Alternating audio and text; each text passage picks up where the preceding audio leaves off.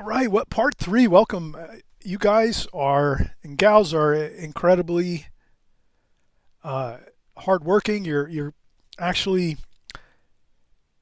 I see all my video, the watch numbers, and I know most of you are always you're watching each of the videos as we go through the series, and I'm glad you do that because it's really important.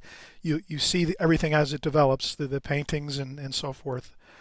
So let's take a look. We're now on part three. If you haven't seen, of course, I always say this, you know me. If you haven't seen part one and two, go back, please. Look at the parts one and two because everything flows into the next video. So right now we're at the point where we let this completely dry, the ink. So the first thing we did was we did a very, very light pencil sketch of a scene from a book.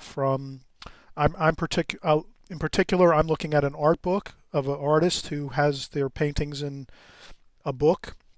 So I'm just looking at their artwork in the book and then copying from there.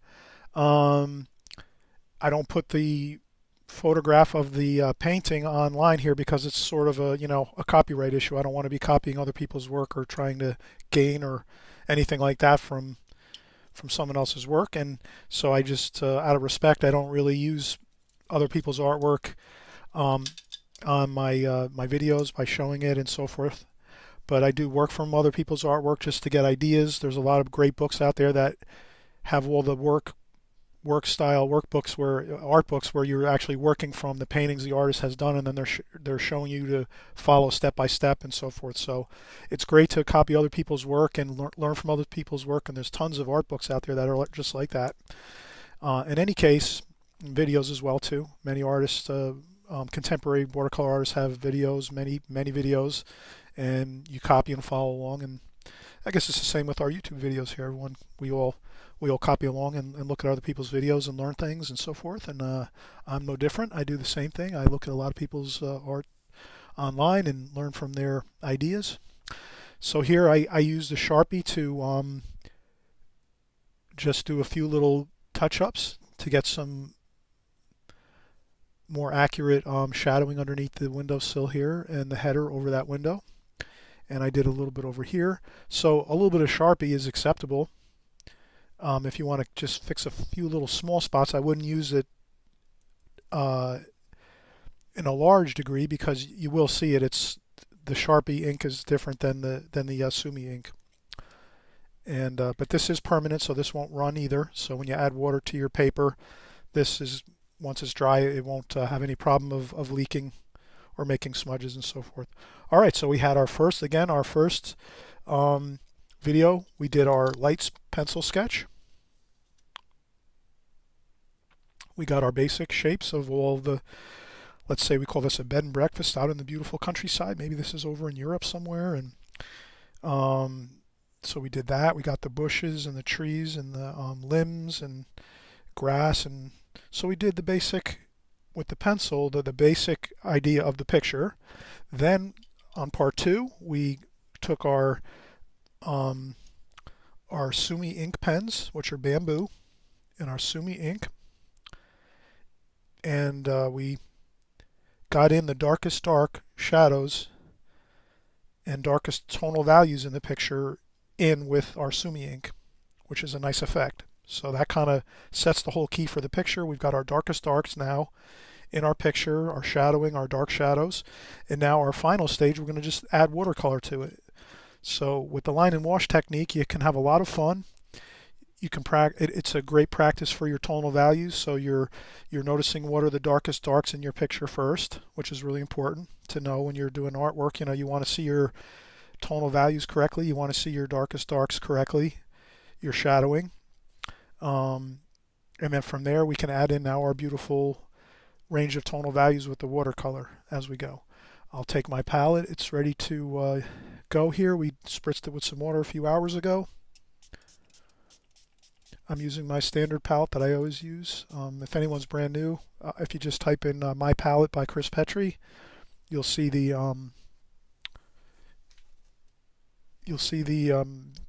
description of each of the colors, what the colors are. I use the same palette all the time, so it's pretty much I'm used to this palette over 10 or 12 years now using the same colors. I just know them by heart. I know how they mix for the most part, and I can pretty much just look at any picture or painting, and I can kind of just by feel. Once you get to know your palette and your colors, you'll just know how to mix things to get the right colors that you need.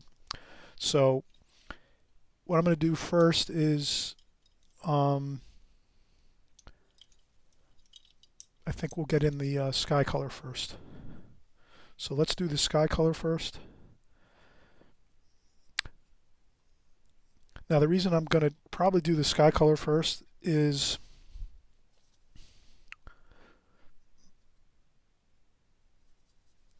some French ultramarine blue.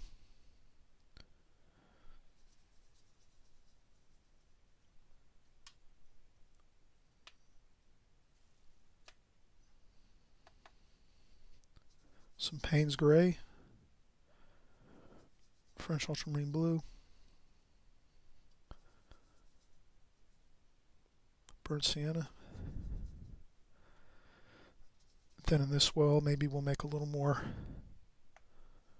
raw sienna. Payne's gray, raw sienna.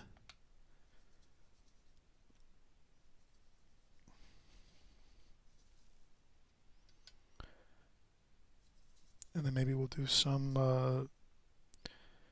over in this we'll do cerulean blue with a little bit of burnt sienna.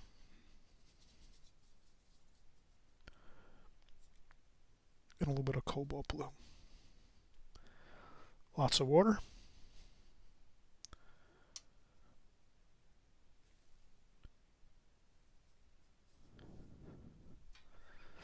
And I'm going to use a lot of water here.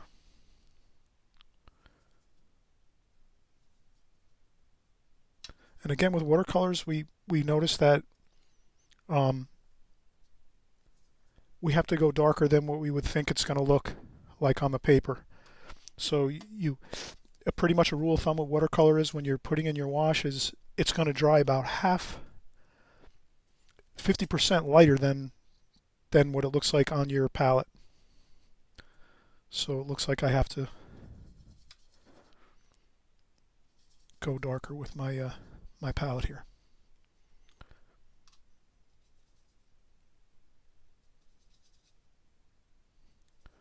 And again, I'm just mixing up the various colors. I'm going to mix them all together on the sky, so I don't think this is going to be too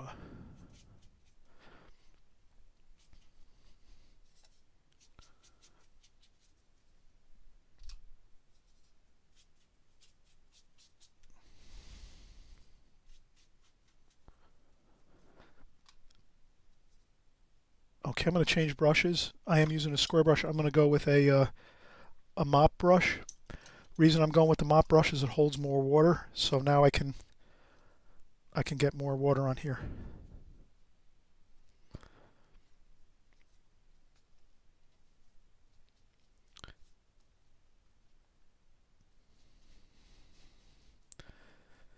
And I'm having fun with this. I'm just, kind of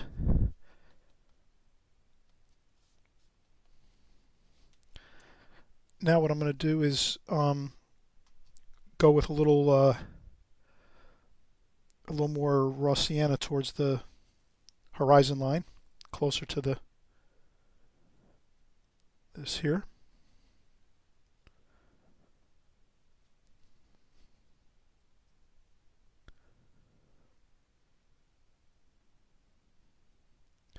Now this is going to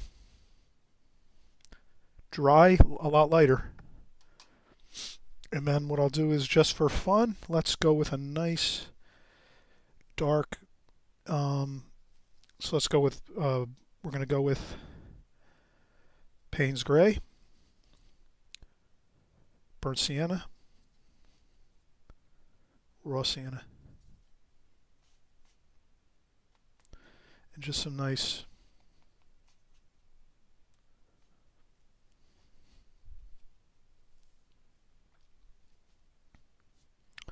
and that's it. A nice watery watercolor sky. every watercolor artist is different. If you study the professionals out there today in today's world, you'll always get all different kinds of opinions on what looks best. Some artists will say lots of water looks better. Some artists say, not so much water might look a little better in a watercolor painting. So it's up to you. You're the artist. You decide what your style is, and you figure out what you want to see happen on your paper and in your art.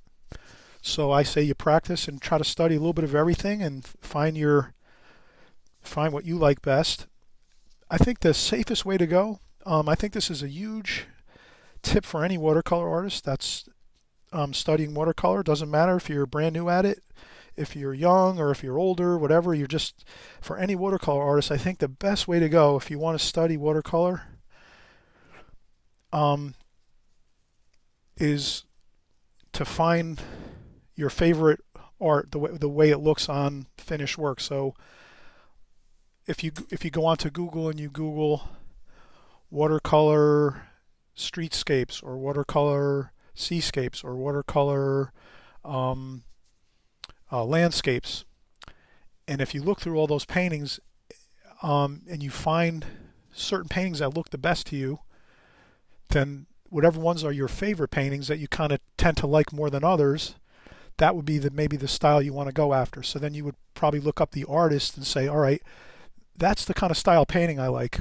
Maybe if it's a very loose style, or maybe if it's a more very tight and maybe more realistic style. So you might like, everyone's different. Every artist is different. Every artist has their own preferences. So what I'm saying is, if you like a certain style of art, then that's the art you would look at, decide that you think that's your favorite, and then you would go and try to find out who's painting that way, and then try to study all the things they do to get that result. So if you love a really loose style watercolor painting with tons of water and loose brush strokes, and then you would find out, well, who paints like that? You study on that, and then you would obviously study their techniques and try to get their DVDs, their books, study with them if you can go to their workshops, and you'd be able to learn the technique, and then you'll be able to paint just like your favorite style.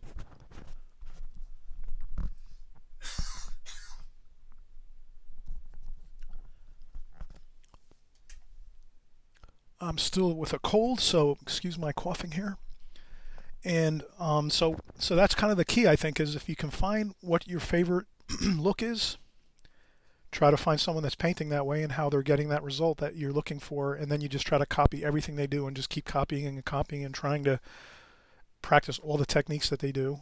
Same style painting, the same style pictures, until you get the result where it's very close, if not exactly the same, and then you've accomplished your task. Um, so that seems to be the best method, and a lot of times people, I noticed that just from my own personal study, I noticed that with a lot of people. I'm kind of dabbing up some watercolor paint here too as we go. I noticed that a lot of people take the same approach with music. Like if someone really has a favorite piano player or a favorite singer or a favorite guitar player and they want to play like them, then they just figure out their songs and they play, they sing to the songs or they play the guitar to the songs, and they just keep practicing and practicing until they actually learn the scales and the techniques to play just like that. So it's the same thing with artwork, I think, with a lot of things. Same in athletics too. A lot of people will role model themselves after athletes and so forth. So here we have our nice beautiful watercolor wash for the sky. Tons of water, tons of color. We mixed a lot of different colors. We said we mixed lots of different colors here, and we kind of mixed them in different portions of our palette so that we can kind of get those variations, and there is variations in that, so it looks kind of good. It's not just one color, we mix a lot of different colors. We use basically the blues and then the raw sienna and the burnt sienna, and that gave us this beautiful nice beautiful variations in the sky washes here. All right, so let's come back on the next part, the final part here, and we'll put in the rest of the beautiful colors and the buildings here, the nice beautiful bed and breakfast, and some buildings here along this nice countryside.